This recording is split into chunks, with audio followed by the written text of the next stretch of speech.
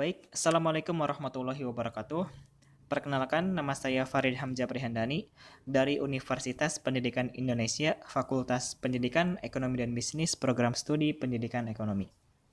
Nah, di sini saya bakal memaparkan dan juga menjelaskan materi mengenai mata kuliah Pendidikan Pancasila yang berjudul Tinjauan Historis Pancasila, yaitu hubungan Pancasila dengan proklamasi dan juga Undang-Undang Dasar 1945.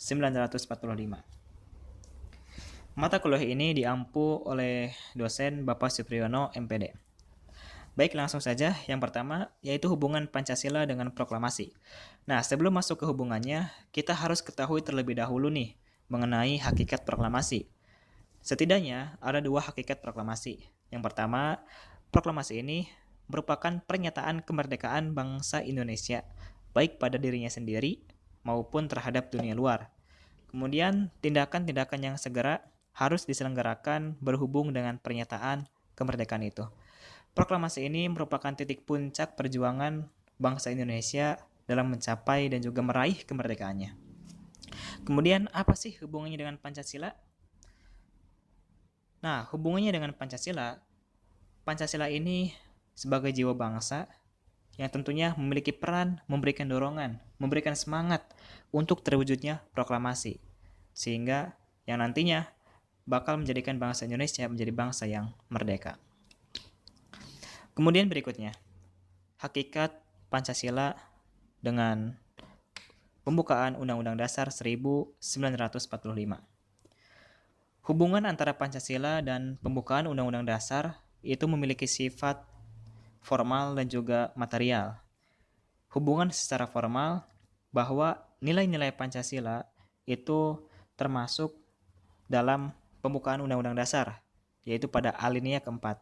Nah, sedangkan secara material, yaitu isi atau utama dari pembukaan Undang-Undang Dasar merupakan atau juga mengenai Pancasila. Dan Pancasila merupakan asas kerohanian dari pembukaan Undang-Undang Dasar 1945 sebagai pokok kaidah negara yang fundamental atau Stats Fundamental Norm. Nah, itu merupakan hubungan Pancasila dan pembukaan Undang-Undang Dasar. Setelah kita mengetahui hubungan antara Pancasila dengan proklamasi, Pancasila dengan pembukaan Undang-Undang Dasar, ternyata ada hubungan antara pembukaan Undang-Undang Dasar dengan proklamasi. Nah, hubungan antara pembukaan Undang-Undang Dasar dengan proklamasi ini yaitu pada pembukaan di alinea ketiga itu disebutkan kembali pernyataan kemerdekaan. Hal ini menunjukkan antara pembukaan dan proklamasi merupakan satu kesatuan yang tidak dapat dipisah-pisahkan. Hubungan pembukaan dan proklamasi ini memiliki sifat hubungan, yaitu memberikan penjelasan, memberikan penegasan, serta memberikan pertanggungjawaban terhadap dilaksanakannya proklamasi pada tanggal 17 Agustus 1945. Kemudian, tata urutan perundang-undangan. Nah, di sini ada Pancasila yang paling tinggi sebagai cita hukum bangsa Indonesia. Kemudian di bawahnya ada pembukaan Undang-Undang Dasar, di bawahnya lagi ada batang tubuh Undang-Undang Dasar 1945, ada TAP MPR, Hukum Dasar Tidak Tertulis, kemudian ada undang-undang, dan yang paling bawah ada peraturan pelaksanaan dan peraturan otonomi dan lain sebagainya sebagai sistem norma hukum. Dan semuanya ini termasuk sistem hukum yang diterapkan di Indonesia. Kemudian di sini saya bakal membahas sedikit mengenai penjabaran Pancasila dalam Undang-Undang Dasar. Nah, penjabaran Pancasila dalam Undang-Undang Dasar itu bersifat kausal dan juga organis. Kausal itu bermakna bahwa pembukaan Undang-Undang Dasar merupakan sebab adanya batang tubuh, dan organis bermakna bahwa antara pembukaan Undang-Undang Dasar dengan batang tubuh merupakan satu kesatuan. Contoh penjabaran Pancasila dalam Undang-Undang Dasar yang tercantum dalam batang tubuh Undang-Undang Dasar itu, yaitu diantaranya nilai sila pertama, itu terdapat pada pasal 28E ayat 1, pasal 29, dan lain sebagainya.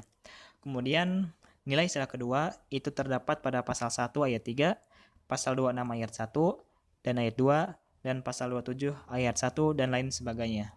Kemudian nilai sila ketiga itu terdapat pada pasal 25A, pasal 27 ayat 3, pasal 30 ayat 1, dan sebagainya.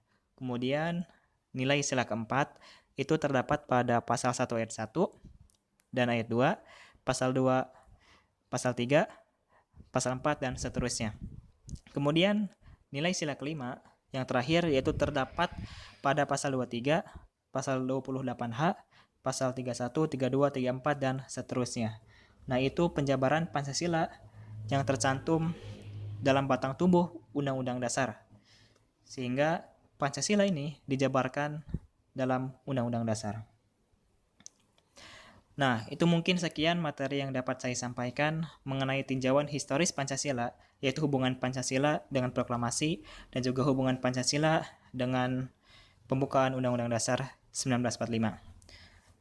Sekian, terima kasih. Mohon maaf bila ada kekurangan. Wassalamualaikum warahmatullahi wabarakatuh.